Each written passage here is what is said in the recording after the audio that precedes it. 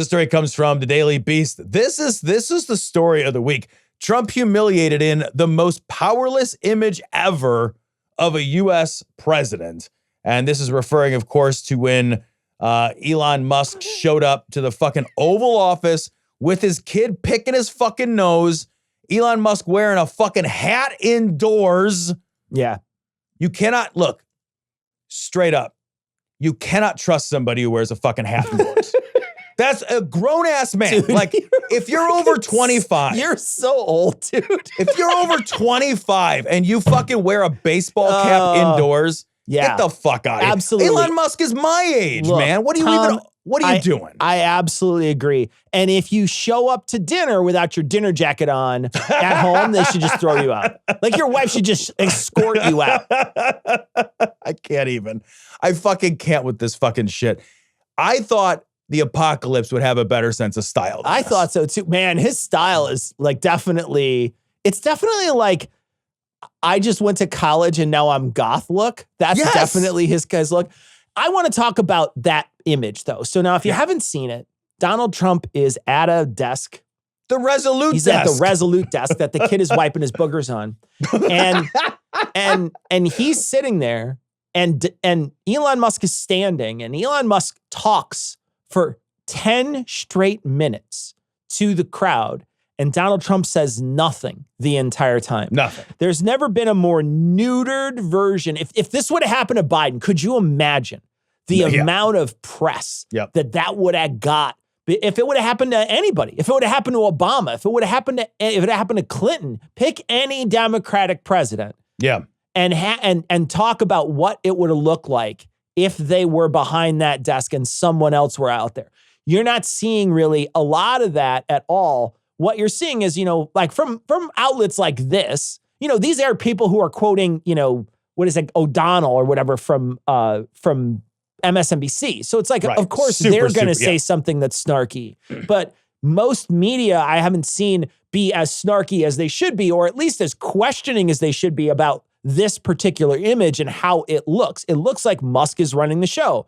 And I want to lean into this. I want everybody to lean into this. Yeah. I want to constantly lean into, one of the senators this week, or a congressperson, was up there and he called it the Trump-Musk presidency. And I think, yes, you need to keep saying that. I would actually switch it. I would call it the Musk-Trump presidency. I would do that constantly if I was in power right now to make sure that I hammered that point home over and over and over again.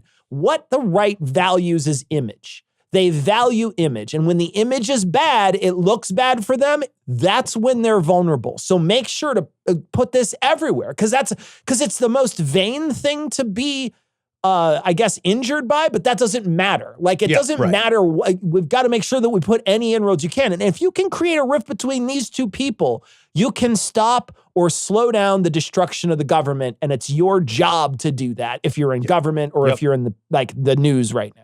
1,000%. We have to do what we have to do to leverage the egos of these maniacs, right? These are egomaniacs. We need to leverage their egos so that they are fighting against each other.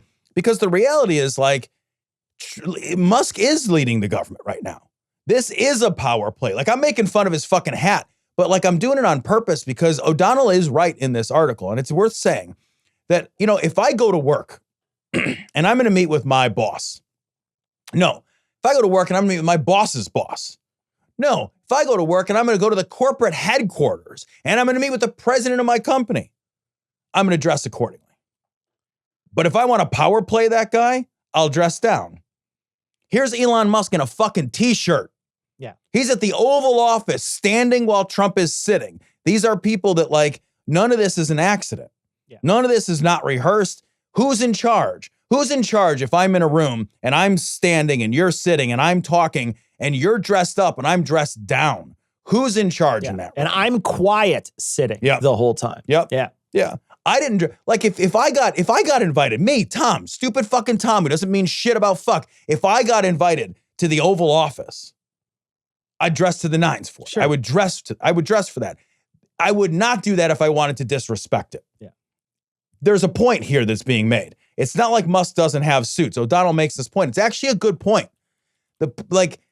I actually think that if Trump wants to get rid of Musk, here's my worry. I don't think he can.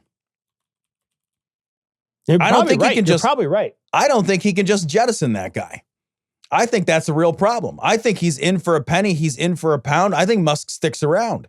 I think that he cannot afford to alienate the richest man in the world.